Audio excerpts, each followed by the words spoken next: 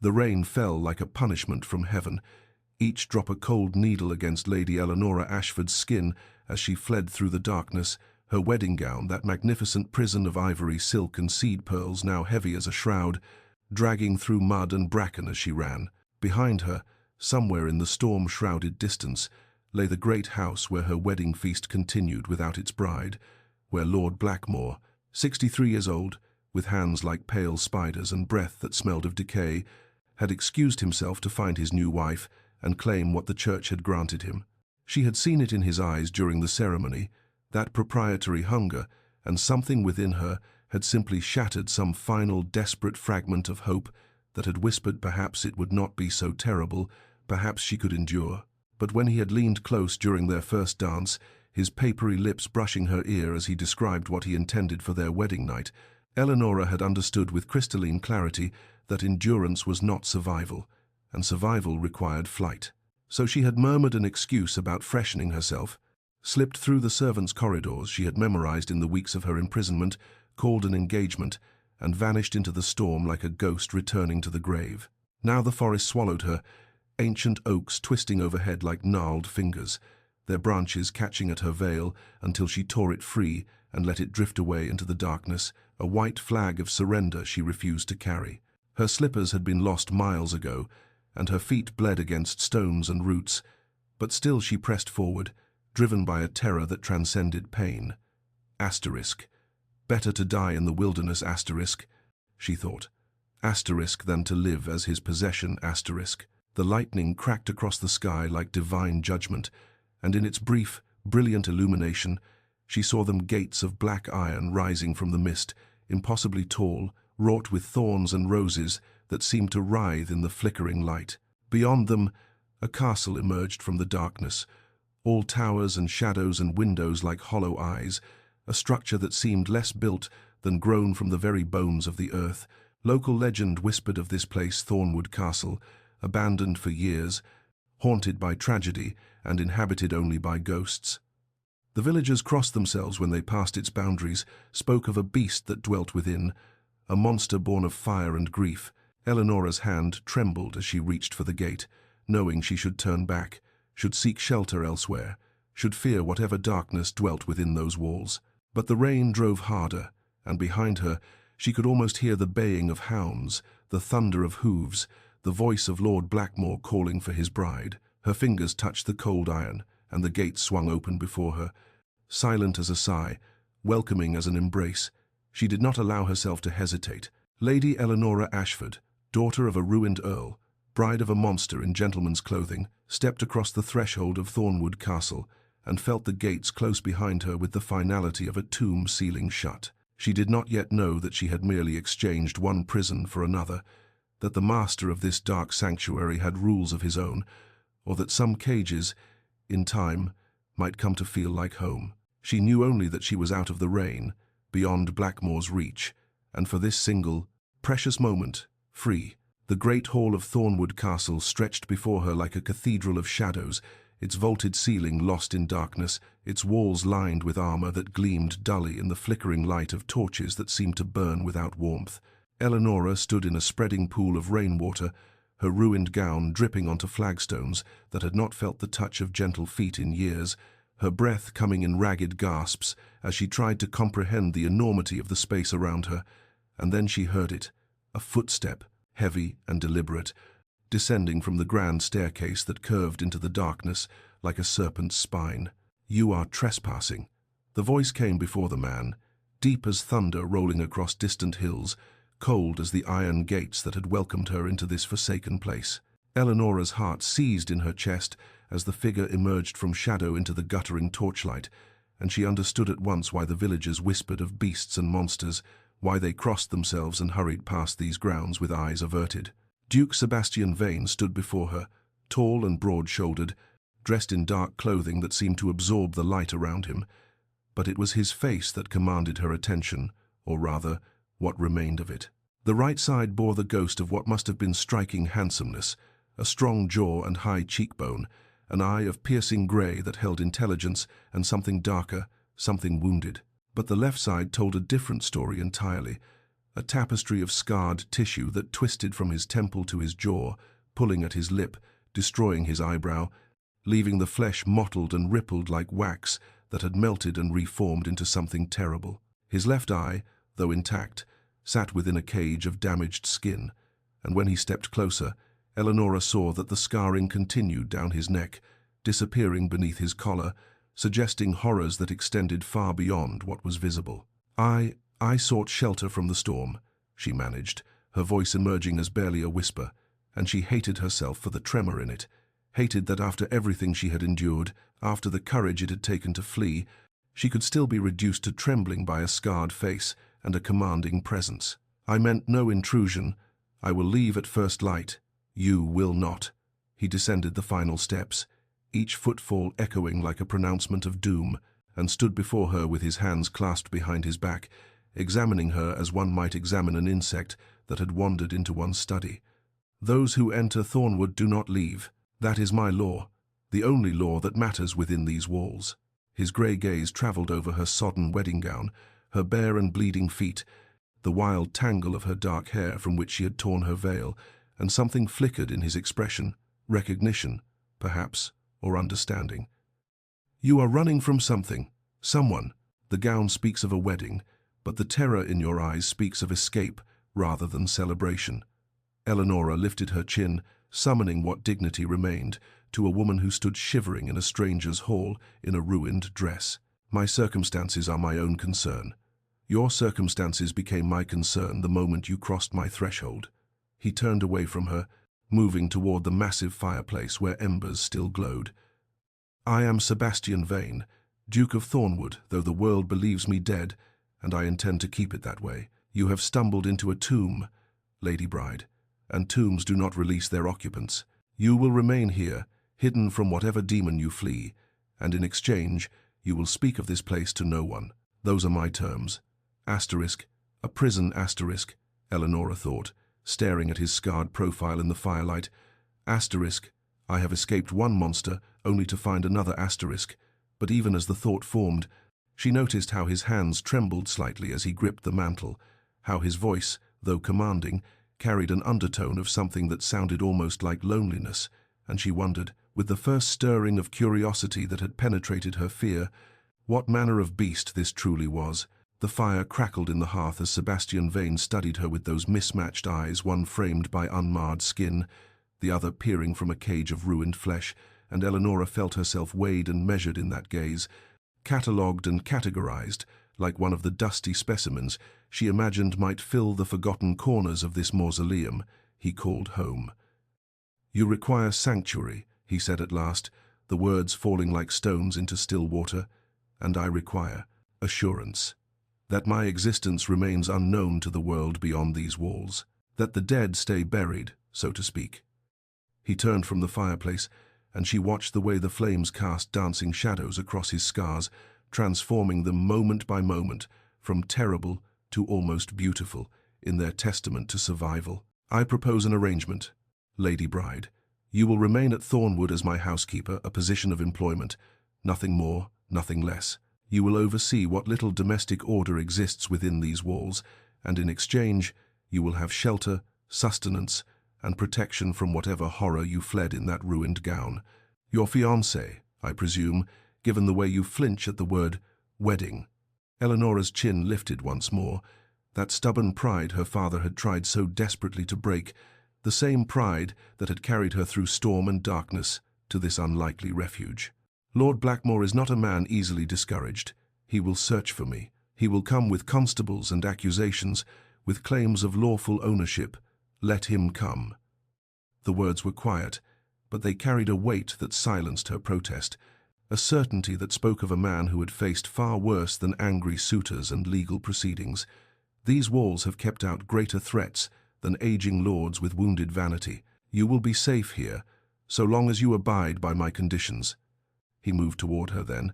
and she forced herself not to retreat, not to show the fear that still flickered at the edges of her courage. You will be given the west wing for your private quarters, comfortable rooms, I am told, though I confess I have not entered them in years. You will have freedom to explore most of the castle and grounds, with one exception. The East Tower is forbidden. You will not approach it. You will not ask questions about it. You will not so much as glance toward it with curiosity in your eyes. That portion of Thornwood belongs to the dead, and I will not have it disturbed. Asterisk, what tragedy lives in that tower? Asterisk, she wondered.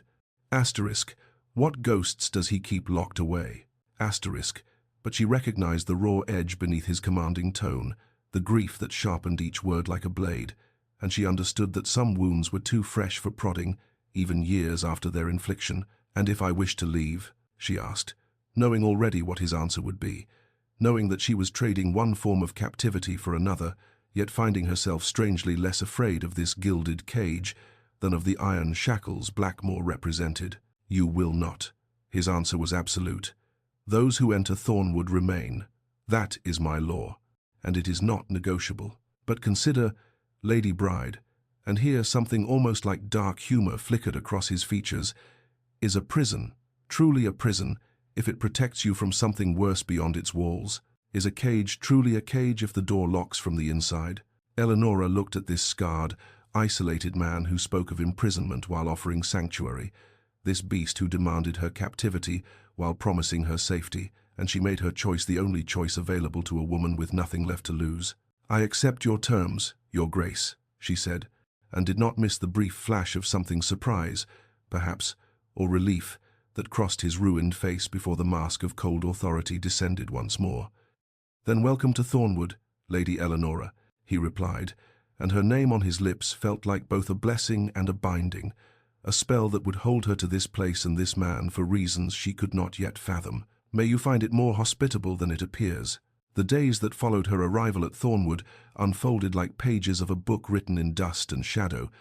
Each room Eleanora explored, revealing new chapters of a story she was only beginning to understand, a story of grief so profound it had frozen an entire castle in amber, preserving a moment of tragedy that refused to release its grip on the present. She wandered the West Wing first, familiarizing herself with the quarters that would serve as her sanctuary within a sanctuary, finding them surprisingly beautiful beneath their shroud of neglect. A sitting room with windows that faced the overgrown gardens, a bedchamber with a canopied bed draped in faded blue velvet, a small dressing room that still held the ghost scent of lavender sachets long since crumbled to powder. But it was when she ventured beyond her designated domain that the true nature of her prison revealed itself, each corridor a testament to interrupted life, to happiness severed at the root. She discovered a nursery first, tucked away in the north wing behind a door that protested her intrusion with a mournful creak, and stood breathless on the threshold as morning light filtered through grimy windows to illuminate a room preserved in heartbreaking detail. A rocking horse with a faded mane, a shelf of picture books with worn spines, a small bed still made with coverlets embroidered with dancing rabbits, a doll seated in a miniature chair as though waiting for her mistress to return. Dust lay thick upon every surface, undisturbed for years, and Eleanora felt like an intruder in a sacred space, a trespasser in a shrine to loss she could not yet comprehend. The music room came next, its grand piano shrouded in white cloth like a spectre at rest, its walls lined with instruments that had not felt the touch of human hands since when, she wondered, since the fire that had marked the Duke's flesh and, she was beginning to understand, his very soul. Every portrait in the castle had been turned to face the walls, a peculiar and unsettling detail she noticed as she moved from room to room, as though Sebastian Vane could not bear the gaze of his ancestors, could not endure the painted eyes that watched from their gilded frames. It was Mrs. Finch who found her standing before one such reversed portrait, the elderly housekeeper who had served Thornwood for 40 years and who now moved through its halls like a ghost herself, silent and sorrowful and fiercely protective of the master who had retreated into his isolation like a wounded animal seeking darkness in which to die. "Best not to disturb those, my lady," she said softly, her lined face kind despite the warning in her words. "The Duke has his reasons, painful though they be. There was a time when this house rang with laughter, when the gardens bloomed and music filled these halls, but that was before the fire, before we lost the Duchess and little Lady Catherine. He blames himself, you see, though it was none of his doing, and the grief has eaten at him until naught remains but the anger and the solitude. The groundskeeper, Thomas, Encountered later that afternoon, as Eleanora surveyed the tangled wilderness that had once been formal gardens, proved equally forthcoming, his weathered hands stilling on his rake as he spoke of the master who had once been golden, who had loved his wife and daughter with a devotion that had seemed unbreakable until the night it shattered entirely, leaving only the beast behind. The first battle came on the third evening of her residence at Thornwood, when Mrs. Finch appeared at Eleanora's chamber door, bearing a silver tray laden with covered dishes, her expression apologetic as she explained that His Grace had ordered all meals delivered to the ladies' rooms,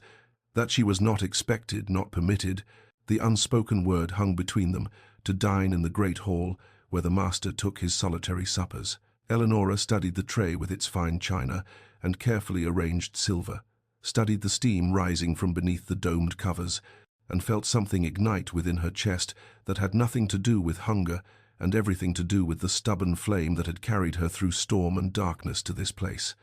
"Please inform His Grace," she said, her voice steady despite the rapid beating of her heart, "that I did not escape one prison to become a ghost in another, and that if he wishes me to fulfill my duties as housekeeper of this establishment, I will require meals at a proper table like a living person, rather than scraps delivered to my cage like a kept animal." Mrs. Finch's eyes widened, something that might have been admiration flickering in their depths before she hurried away to deliver this declaration of war,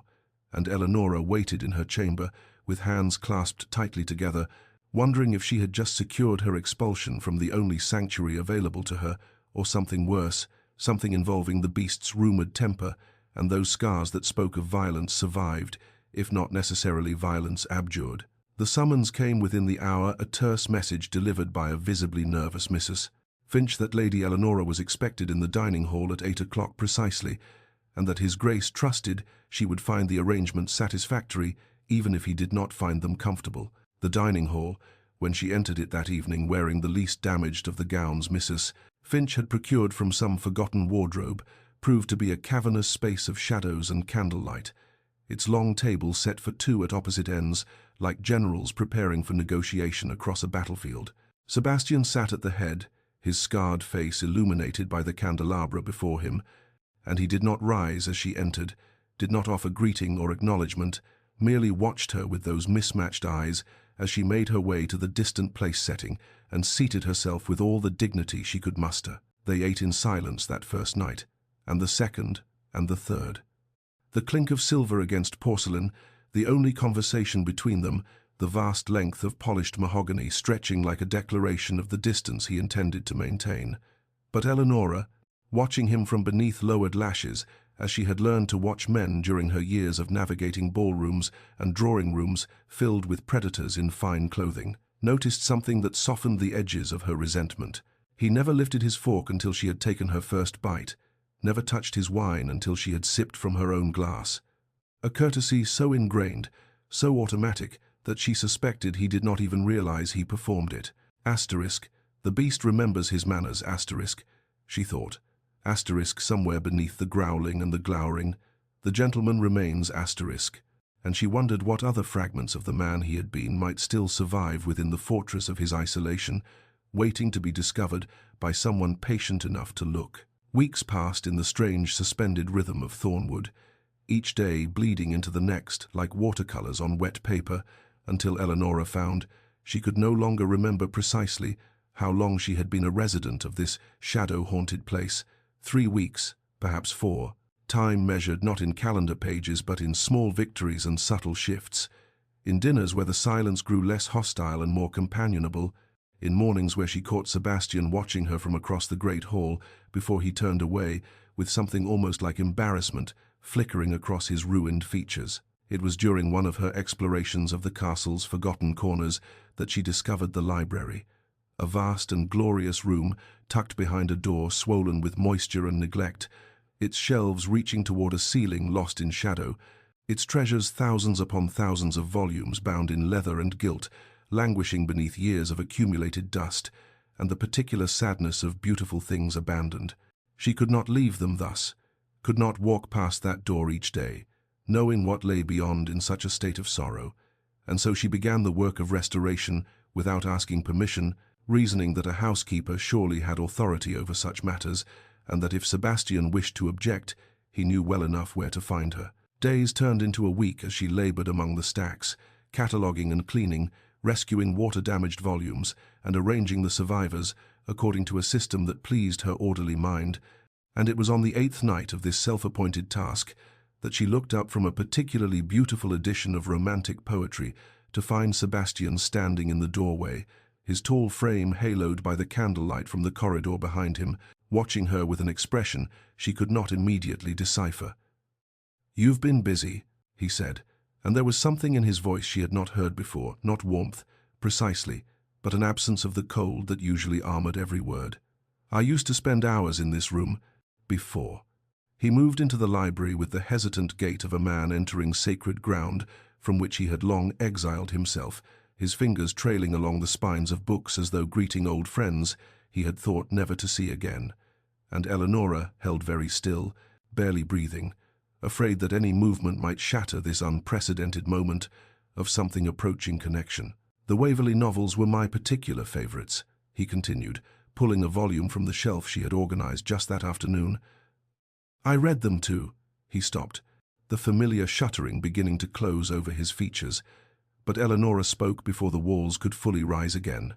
"Read them? To whom?" She asked it gently, without demand, an offering rather than an extraction, and perhaps it was the softness of her voice, or the late hour, or the magic that sometimes lives in rooms full of books, but Sebastian Vane answered her with something approaching honesty. "To my daughter, Catherine. She loved the adventure, the romance, the notion that good might triumph, even when all seemed lost." He replaced the book carefully, precisely, and when he looked at her, Eleanora saw behind the scars to the man who had once read bedtime stories to a little girl who would never grow old, and she understood that the beast she had feared was nothing more than grief given form, loneliness wearing armor, a heart that had not died in that fire, but had merely forgotten how to beat for anything but sorrow. The news arrived on a morning grey with impending rain, carried by Thomas, who had ventured to the village for supplies and returned with a face pale as winter frost, his weathered hands trembling as he sought audience with the master he had served for nearly 2 decades, through tragedy and isolation and all the long years between. Eleanora was in the library when she heard the urgent footsteps in the corridor, the low murmur of voices that carried a weight of alarm she could feel in her very bones, and she set aside the volume she had been cataloguing, a collection of sonnets whose pages had yellowed with age and neglect, and moved silently toward the half-open door, driven by an instinct that whispered her fate was being discussed in tones not meant for her ears. "Lord Blackmore has been making inquiries," Thomas was saying, his voice hushed but urgent, "in every village, within 20 miles, showing a miniature portrait of a young woman with dark hair, and asking after any strangers who might have passed through on the night of the great storm. He offers gold for information, your grace, enough gold to make honest men forget their honesty." Eleanora felt the blood drain from her face, felt her heart stutter, and then race with the particular terror of prey that has been granted a reprieve, only to hear the hunters approaching once more, and she gripped the doorframe with fingers gone suddenly cold as Sebastian's response cut through the shadows. "Then we ensure there is nothing for them to find." What followed was a transformation that Eleanora watched with wonder and no small measure of fear, for the withdrawn, grief-haunted man who had shared his library and his memories with her vanished entirely, replaced by something harder, sharper, a creature of command and controlled fury that moved through his domain, issuing orders with the precision of a general preparing for siege. The gates were reinforced, the rarely used guardhouse staffed with men summoned from tenant farms, whose families had served the Vane dukes for generations and whose loyalty ran deeper than any gold Blackmore might offer. Windows that faced the main road were shuttered. Paths through the surrounding woods were blocked with fallen timber, arranged to appear natural, and Thornwood Castle drew in upon itself like a creature retreating into its shell, bristling with protective intent. "You will remain within the castle walls," Sebastian informed her that evening, his tone brooking no argument. "You will not approach the windows. You will not venture into the gardens. You will not exist for anyone beyond these walls until this threat has passed." And Eleanora, who had bristled at every restriction he had placed upon her, who had fought for her dignity and her right to be treated as a living woman rather than a ghost or a prisoner, found that she could not summon any objection to these new constraints, because she understood, with a clarity that struck her like lightning, that Sebastian was not imprisoning her but rather standing between her and the true monster, the civilized gentleman with his cold eyes and possessive hands, who had made her wedding night a thing of such terror that fleeing into a storm had seemed the kinder fate. Asterisk. How strange asterisk, she thought, watching Sebastian stride through the great hall with purpose burning in his mismatched eyes. Asterisk, that I should feel safer with the beast than I ever did with the man society deemed suitable to be my husband. Asterisk. The injury came 3 days into the siege of waiting, 3 days of shuttered windows and hushed voices, and the particular tension that settles over a household braced for a blow that has not yet fallen, and Eleanora learned of it not from Sebastian himself, who would sooner have bled quietly in some forgotten corner than admit to any weakness, but from Mrs. Finch, who appeared at the library door with her lined face creased in worry and her hands twisted in her apron as she explained that the master had torn his palm open on a rusted nail while reinforcing the eastern gate and was now refusing all assistance with the stubborn pride of a man who had forgotten how to accept kindness from any living soul. Eleanora found him in his study, attempting with singular futility to wrap his own wound, using only his teeth and his uninjured hand, blood seeping through the inadequate bandage he had fashioned from what appeared to be a torn strip of his own shirt, and the sight of him, this fierce, proud, impossible man, reduced to such a state by his own refusal to be cared for, stirred something in her chest that felt dangerously close to tenderness. "You are making a disaster of that," she said from the doorway, and before he could protest or command her away, she had crossed the room and taken his hand in hers, her fingers gentle but firm, as she unwrapped his clumsy efforts and examined the wound beneath a deep gash across his palm, still bleeding sluggishly, the skin around it angry and raw. "I do not require," he began, but she silenced him with a look that had quelled lesser men than the beast of Thornwood, and perhaps it was the surprise of being managed so efficiently,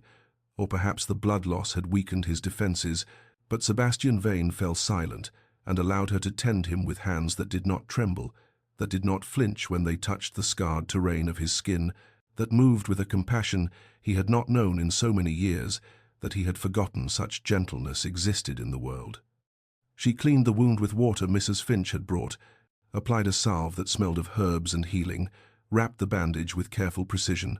and throughout it all, Sebastian watched her face, watched for the disgust that must surely come when her soft fingers encountered the ridged and twisted flesh that covered so much of him, watched for the pity that would be somehow worse than revulsion.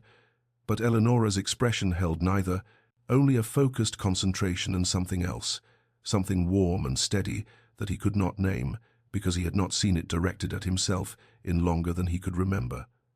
When she finished, she did not immediately release his hand, and their eyes met across the small distance between them, her dark gaze holding his mismatched one without fear or hesitation, and in that suspended moment, something shifted in the air between them, a recognition, perhaps, or a permission, or simply the acknowledgement that whatever existed within these walls had become something more than an arrangement between captor and captive, something that neither of them had words for yet, but both could feel growing like spring beneath winter's final frost. "Thank you," Sebastian said quietly, and the words seemed to cost him something, seemed to open a door he had kept barred for years, and Eleanora simply nodded and released his hand at last, though her fingers lingered for just a moment longer than necessary, a touch that said more than either of them was prepared to speak aloud. The East Tower called to her in dreams before she ever found the courage to answer its summons, whispered to her in the quiet hours between midnight and dawn, when the castle settled into its bones and creaked with secrets it longed to share. And though Eleanora had honored Sebastian's prohibition for weeks through the threat of Blackmore and the intimacy of wound-tending, and all the small moments that had begun to weave themselves into something she dared not name, she found that curiosity had become a living thing inside her, growing stronger with each day that passed in this house of shrouded portraits and covered mirrors, and rooms sealed against memory like tombs against the living. It was a night of restless wakefulness that finally drove her from her bed, her feet carrying her through corridors she had come to know by heart, until she stood before the door she had been forbidden to open, And perhaps it was the way Sebastian had looked at her when she tended his wound, or perhaps it was simply that she could no longer bear to love a mystery without understanding its source times love, asterisk, she thought, and the word startled her even as her hand found the door handle. But whatever the reason, she turned the iron latch and stepped across the threshold into a darkness that smelled of ash and grief and years of accumulated sorrow. The east tower had not been touched since the fire. That much was immediately clear. The walls still bore the black tongues of flame that had licked their way up from below. The ceiling was open in places to the night sky, where the roof had collapsed and never been repaired. And everywhere, were the remnants of a life that had been interrupted in the most brutal fashion imaginable. A nursery, Eleanora realized, as her candle illuminated the space. A nursery that had once been decorated with paper flowers and painted birds, where a small bed still stood with its coverlet half-burned, and a regiment of tin soldiers melted into grotesque shapes upon a shelf. And in the corner, a rocking horse whose mane had been singed to stubble stood eternally frozen in a gallop toward safety it would never reach. But it was the portraits that undid her. The portraits that had been moved here from somewhere safer, perhaps to preserve them, or perhaps because Sebastian could not bear to have them elsewhere in the castle, where he might encounter them unexpectedly. And Eleanora raised her candle to illuminate them with a hand that trembled and a heart that ached with understanding that arrived too late to be. Anything but devastating. There was Sebastian as he had been before the fire, whole and handsome with laughing eyes unclouded by grief, and beside him a woman of gentle beauty whose dark hair and kind face spoke of warmth and grace, and between them a child of perhaps 4 years with her father's mismatched eyes and her mother's smile, a little girl captured in oil paint at the moment of perfect happiness, never knowing that the flames were already being kindled in her future. Asterisk, this is what he lost, asterisk, Eleanora thought as tears traced silent paths down her cheeks. Asterisk, this is the life that was stolen from him, the family that turned to ash while he survived to carry the weight of their absence, asterisk, and she understood at last that Sebastian Vane had not become a beast. He had simply forgotten how to be anything else after love had been so cruelly taken from him. She heard him before she saw him, the uneven rhythm of his footsteps on the tower stairs, and Eleanora did not turn to face him because she could not bear to see rage replace the softness that had begun to grow between them, could not bear to watch him become the beast again when she had so recently glimpsed the man. But the explosion of anger she braced herself against never came, and when she finally found the courage to look upon him, what she saw undid her more completely than any fury ever could have, for Sebastian Vane stood in the doorway of his daughter's ruined nursery, with moonlight streaming through the broken roof to illuminate the devastation of his features, and he was weeping, tears carving silver paths down the scarred and unscarred halves of his face alike, his whole body trembling with a grief so vast and so long suppressed that its emergence seemed to be tearing him apart from within. "I was in London," he said, and his voice was nothing like the commanding tone she had come to know, was instead broken and raw and barely above a whisper. "Attending to business that seemed so important at the time, business I cannot even remember now, because how could anything matter? How could anything ever matter compared to what I lost while I was counting coins and signing papers and sleeping in a comfortable hotel, while my wife and daughter—" His voice shattered on the word, and he sagged against the doorframe, as though his bones had turned to water. This towering man reduced by memory to something fragile and guttering like a candle flame in a draught. And Eleanora moved toward him without conscious decision, drawn by a compassion that overwhelmed every other consideration, her hand finding his arm and feeling the tremors that ran through him as he continued to speak, the words that had been locked inside him for so long that they emerged jagged and desperate. "I saw the smoke from miles away," he whispered. "I rode until my horse nearly collapsed beneath me, and when I arrived, there was nothing left, nothing but flames and screaming and servants who tried to hold me back as I ran into the inferno searching for them, and I found, he could not finish, could not give voice to what he had discovered in those flames. But Eleanora understood that the scars he wore were not the marks of a survivor who had escaped, but of a father and husband who had tried to follow his family into death and been denied even that mercy, and she did something then that would have been unthinkable. Mere weeks ago she wrapped her arms around Sebastian Vane and held him as he wept, held him as years of frozen grief finally thawed and poured out of him in great racking sobs that shook them both, held him beneath the broken roof of his daughter's nursery, with the stars bearing witness to his confession and her comfort. "It should have been me," he breathed against her hair. "It should have been me instead of them, and every day since I have lived with the knowledge that I failed them, that I was not there when they needed me most, that I survived when they did not." And Eleanora pulled back, just enough to cup his ruined face in her gentle hands and look into his eyes with a fierce tenderness that permitted no argument. "You are not a beast," she told him, her voice steady despite the tears on her own cheeks. "You are a man who has been drowning in grief so long you have forgotten what it feels like to breathe. And Sebastian," she spoke his name for the first time, felt the shudder that ran through him at its sound. "It is not a betrayal of their memory to survive. It is not a sin to still be alive. And perhaps it is time to stop punishing yourself for a fire you did not start and could not have prevented." The gardens had been dead so long that no one remembered what colors they had once displayed, what fragrances had drifted through open windows on summer afternoons, what paths had wound between flower beds where a little girl might have chased butterflies or picked bouquets for her mother's table. But Eleanora remembered the sketch she had discovered in the library, a watercolor rendering of Thornwood in its glory days, with roses climbing the walls and lavender borders, and a fountain at the center of a circular garden that now held only stagnant water and dead leaves.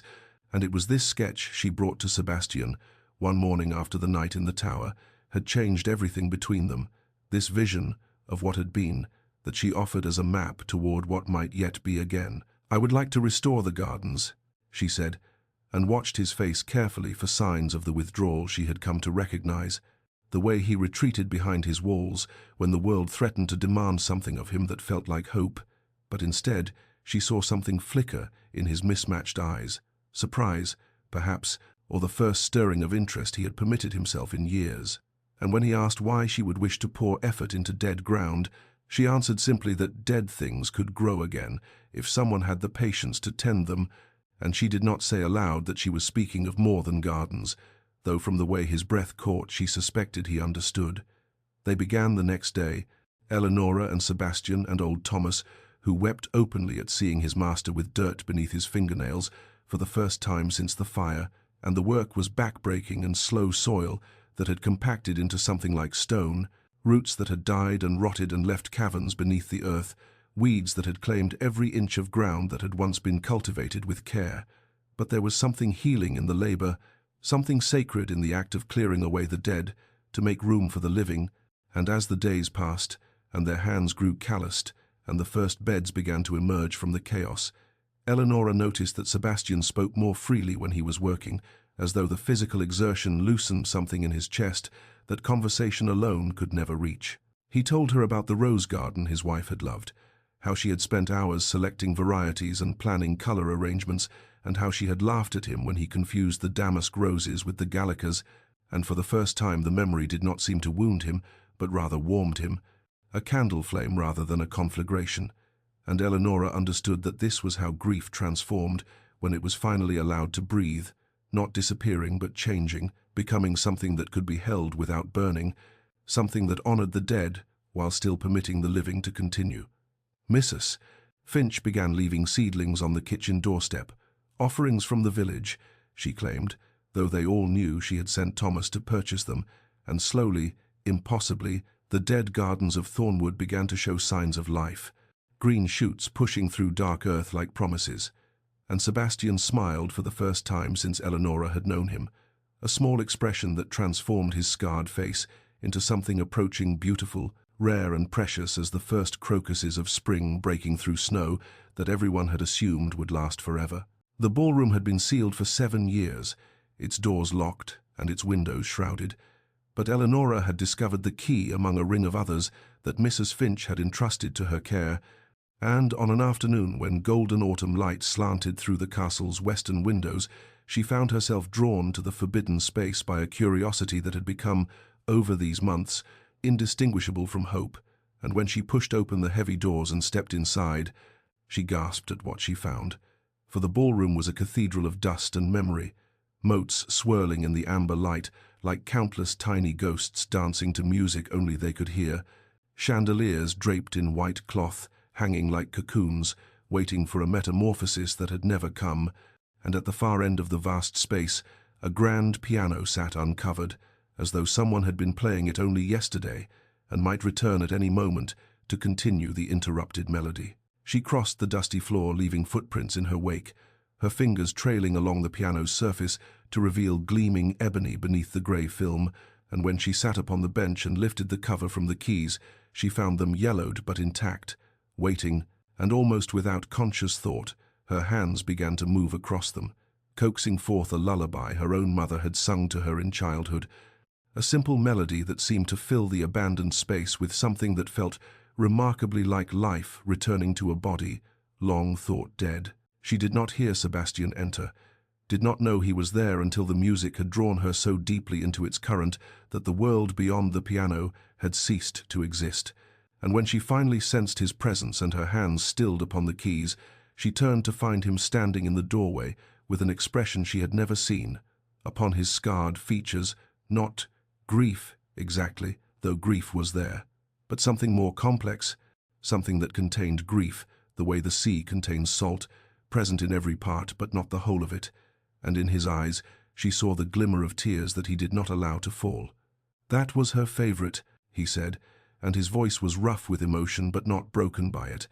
not shattered the way it had been in the tower, and Eleanora understood that something had shifted in him, that the grief he carried had begun to change its shape from a weight that crushed to a current that carried. "Your daughters?" she asked softly, and he nodded, moving into the room with steps that stirred the dust into fresh spirals of dancing light, and when he reached the piano he did not retreat, but rather extended his scarred hand toward her in a gesture so unexpected that for a moment she simply stared at it without comprehension.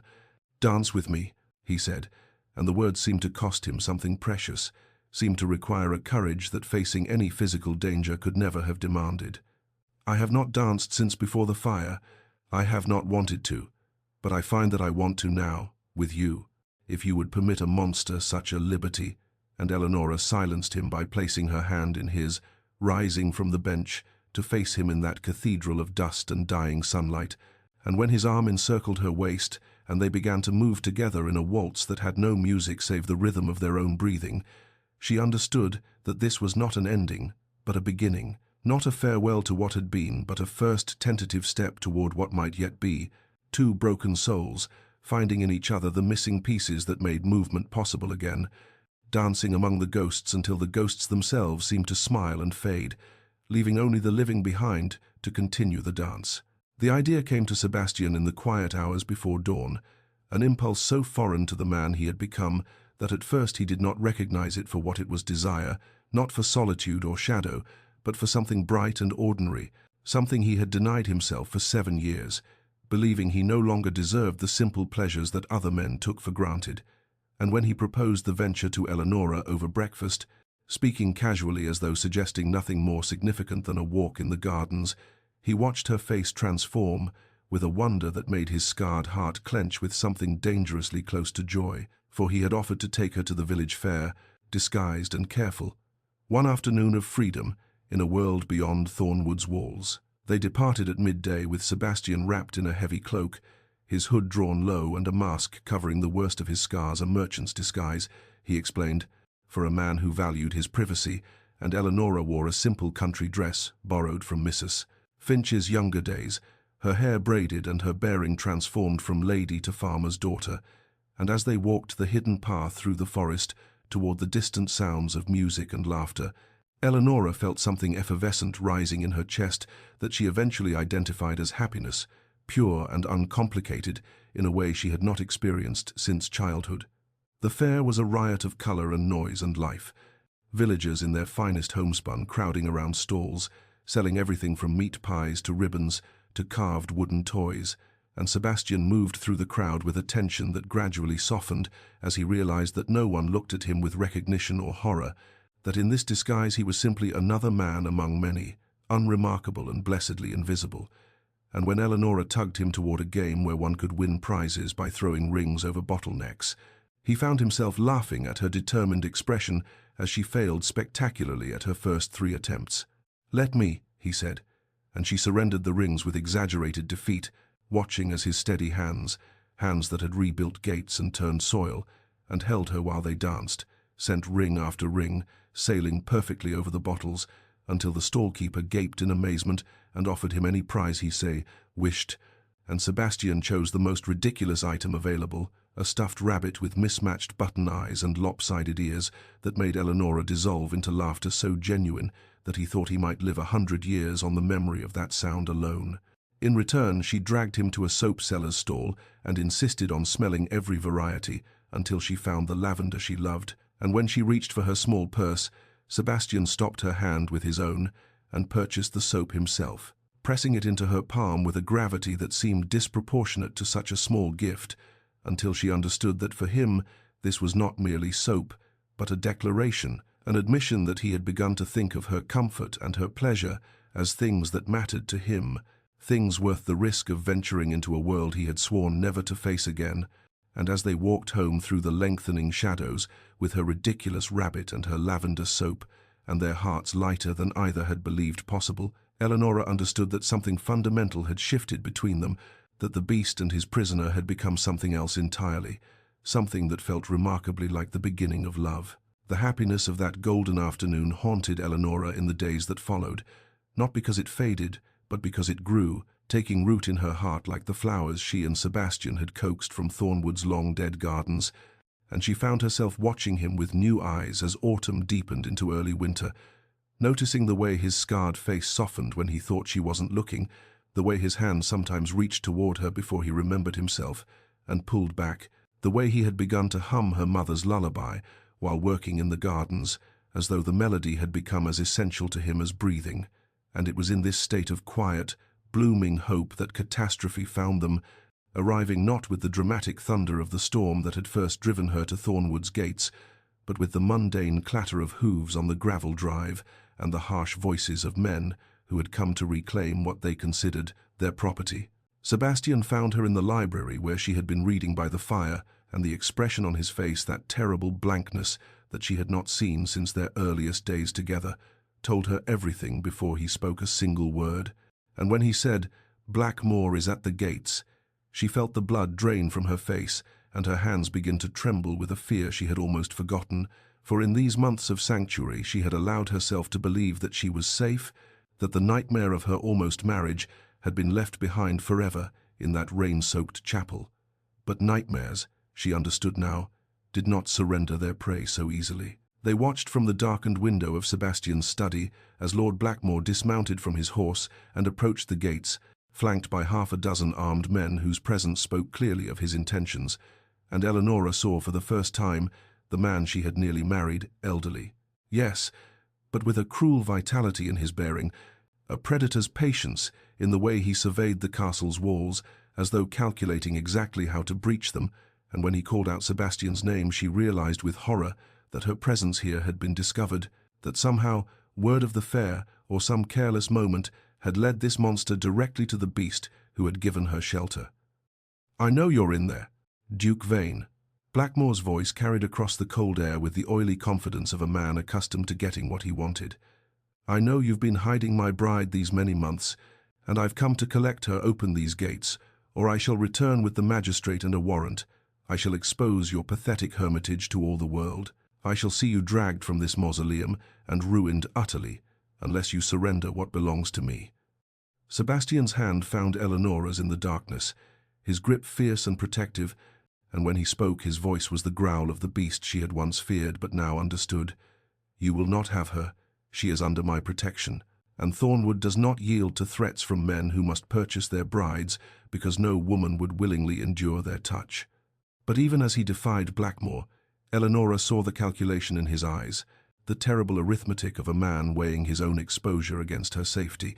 and she understood that the sanctuary she had found was crumbling, that the walls of their fragile paradise were about to come tumbling down around them both. The decision came to Eleanora in the hollow hours of that sleepless night, crystallizing with terrible clarity as she lay in her bed listening to Sebastian pace the floors below, his footsteps a restless rhythm of worry and calculation that broke her heart, because she knew with the certainty of one who has finally allowed herself to love that she could not be the instrument of his destruction, could not watch the world he had so carefully constructed crumble, simply because she had stumbled through his gate seeking shelter from her own storm. And so she rose before dawn, with her mind set upon the only course of action that her conscience would allow.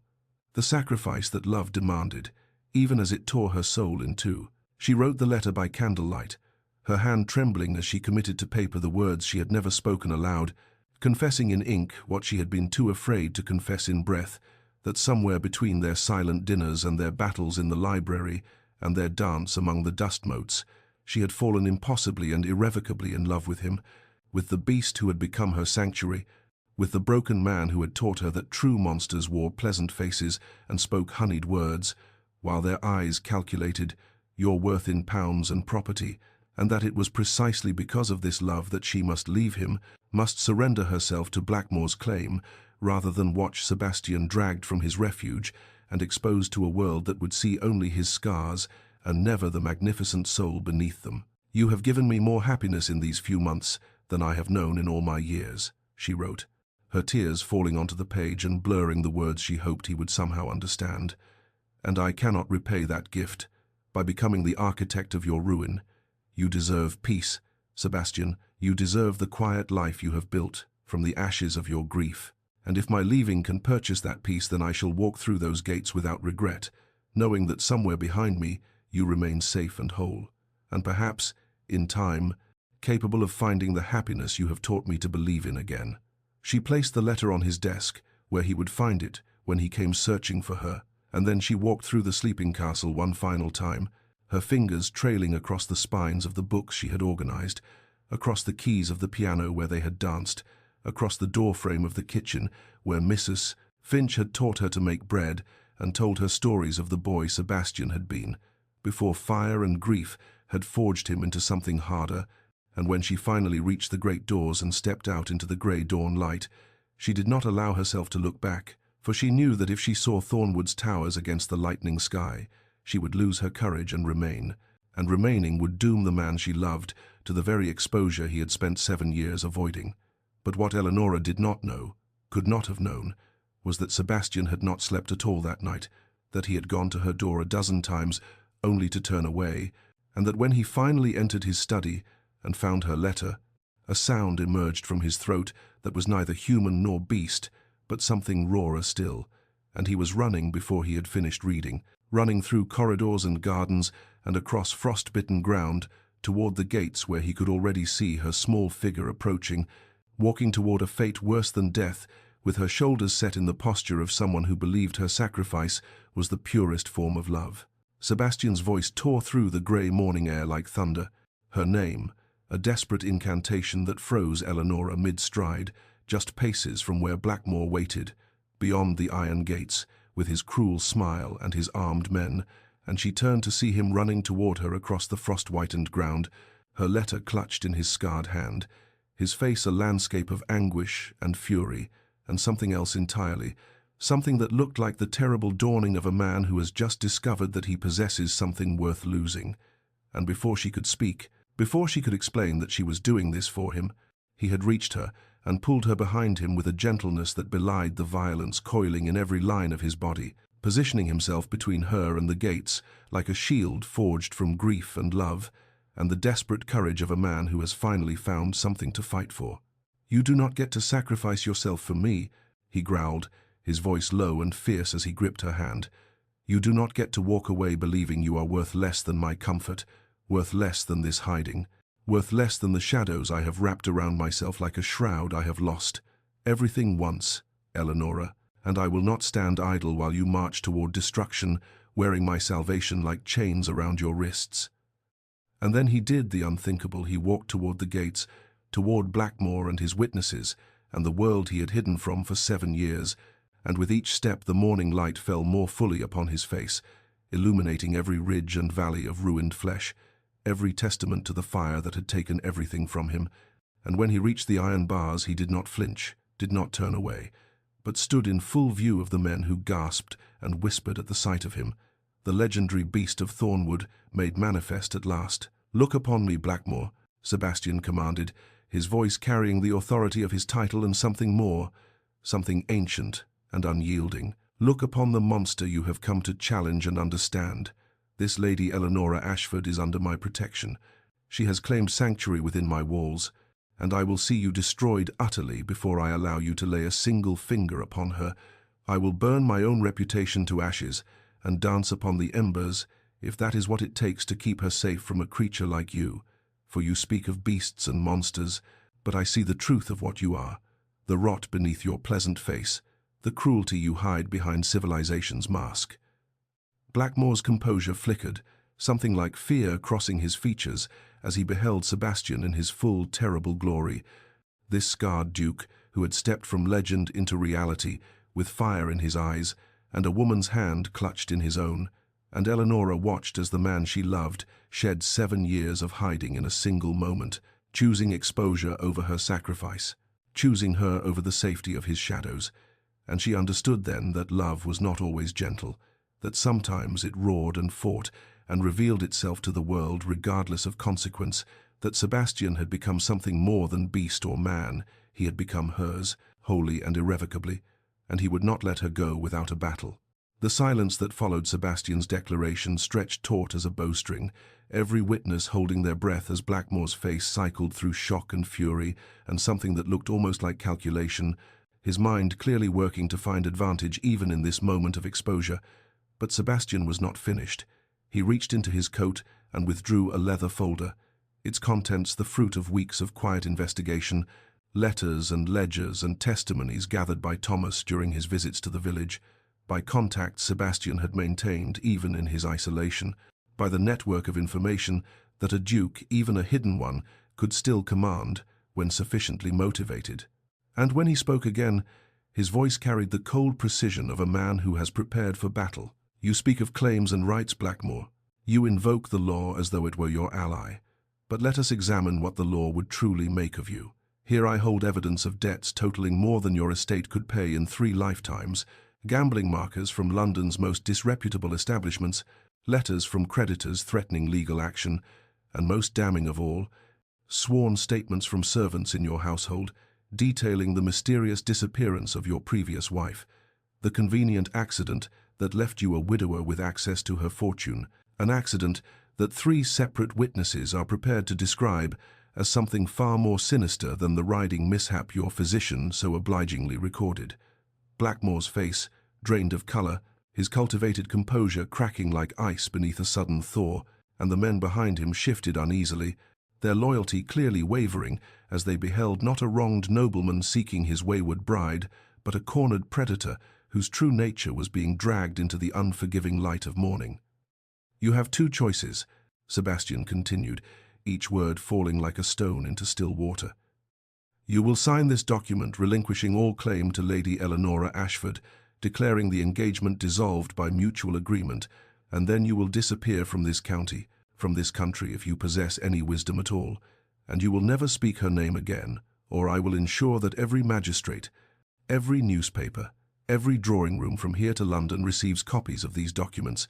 and you will spend what remains of your miserable existence fleeing creditors and dodging constables, and wondering when the hangman's noose will finally find your neck for the murder we both know you committed." The moment hung suspended in the grey morning air, frost glittering on the iron gates like scattered diamonds, and Eleanora watched as Blackmore's hand trembled when he reached for the pen. Sebastian offered through the bars, watched as he signed his name with the jerky movements of a man who has finally encountered a monster greater than himself,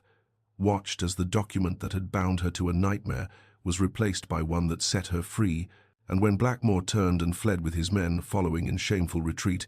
she felt something break loose in her chest, not her heart, for that had already been given, but the chains of fear she had worn so long she had forgotten their weight, and she was free, truly and legally and completely free, standing in the dawn light beside the beast who had become her champion,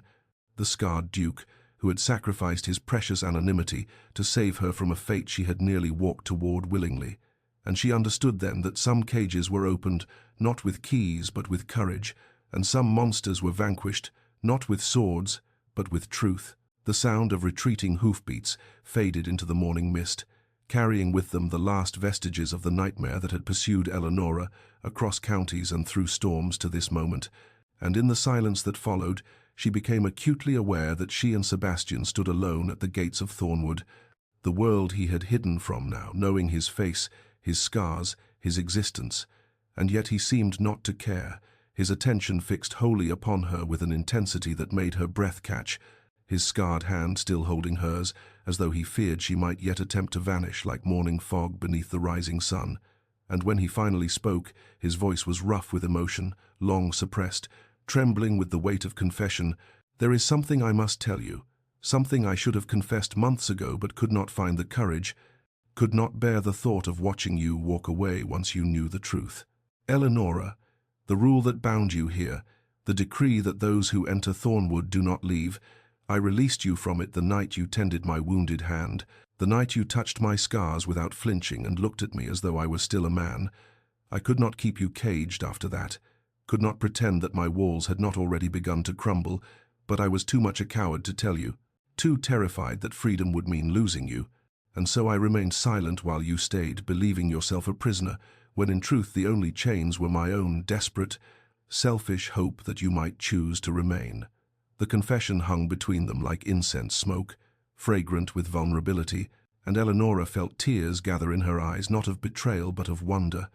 of tenderness for this man who had given her freedom in secret while praying she would not use it, who had loved her in silence while believing himself unworthy of love in return. And she reached up to touch his face, her fingers tracing the familiar landscape of his scars with the reverence of one mapping sacred ground.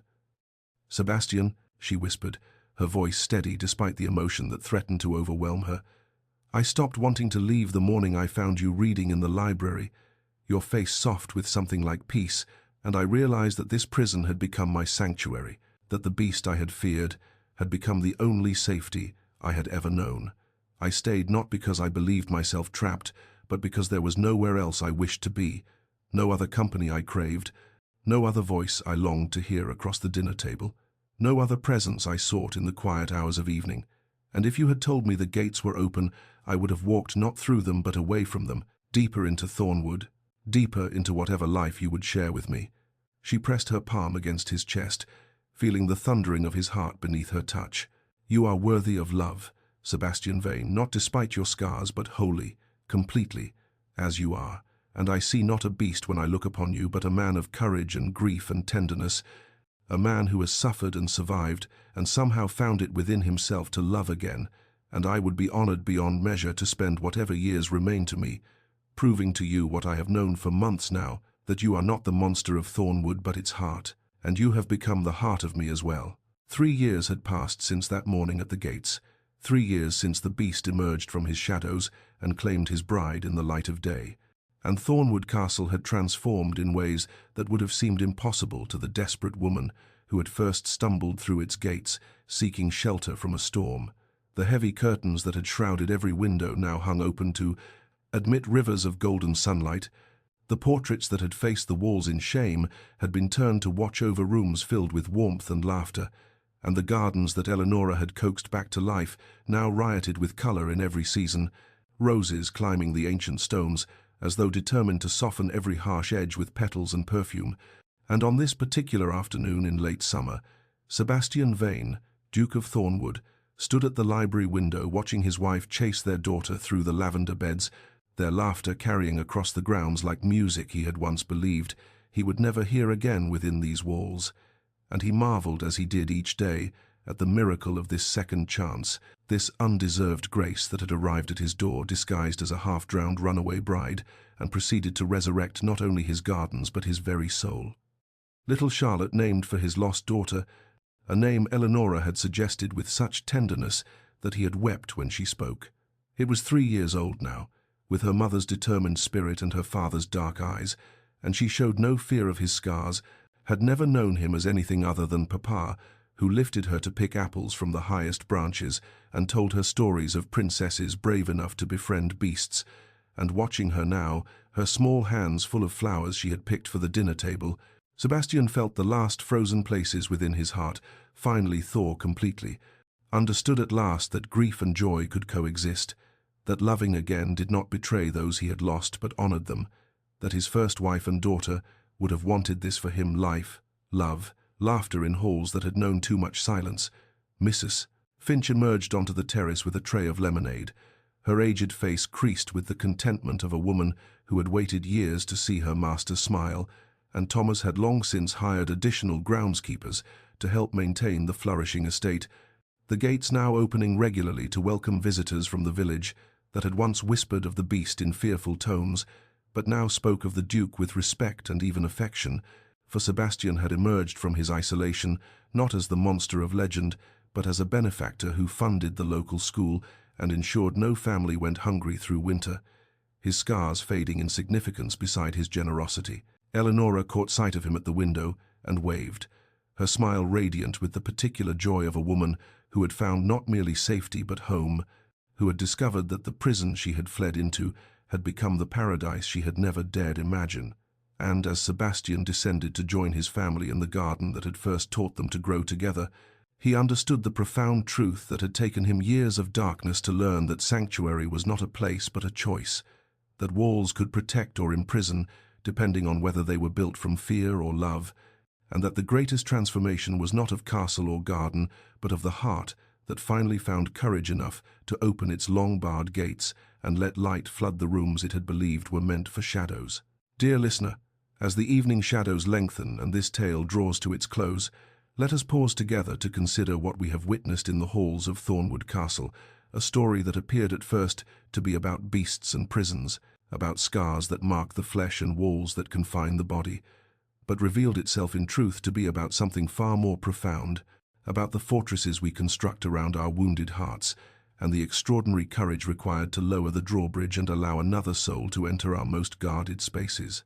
For are we not all, in our own ways, inhabitants of castles we have built from grief and fear and the memory of pain, convinced that isolation is safety and that to be seen truly is to risk devastation beyond bearing? The world would have us believe that monsters are easily identified, that they wear their wickedness upon their faces, that scars and shadows mark the dangerous and the cruel. Yet Eleanora's story teaches us that the true beasts often move through society with pleasant smiles and impeccable manners, that Lord Blackmore, with his unmarked face and respectable reputation, proved infinitely more monstrous than the scarred recluse who offered sanctuary to a desperate stranger. And perhaps this is the first truth we must carry with us from these pages,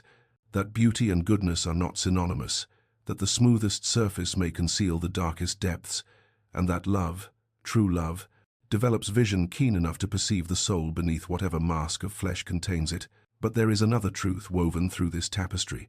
one that speaks to the Sebastian in each of us, the part that believes our wounds have rendered us unworthy of connection, that our scars, whether visible upon our skin or hidden within our hearts, disqualify us from the warmth we secretly crave. And to this wounded part I say with all the tenderness I can muster, you are not your tragedies, you are not the sum of your sorrows, you are not defined by the fires you have survived or the losses you have endured, and somewhere, perhaps closer than you imagine, there exists a soul brave enough and gentle enough to see past every barrier you have erected and recognize the light that still burns within you, waiting only for permission to illuminate the darkness you have inhabited for so long. Perhaps you, too, have built walls for protection high and thick and bristling with warnings to keep the world at bay, and perhaps those walls have served you well, have given you space to heal, have allowed you to survive seasons that might otherwise have destroyed you. But I ask you now to consider whether the time has come to test the hinges of your gates, to allow them to swing open even slightly, to permit the possibility that sanctuary need not mean solitude, and that protection need not preclude love. May you find someone brave enough to climb your walls, and may you be brave enough to let them in when they arrive. And may you discover, as Sebastian and Eleanora discovered, that the greatest transformation awaits not beyond our prisons but within them, in the miraculous alchemy that occurs when two wounded souls choose each other, choose healing, choose to believe that joy is not a betrayal of grief, but its redemption. Rest well, dear listener, and may morning find your own gates open to possibility.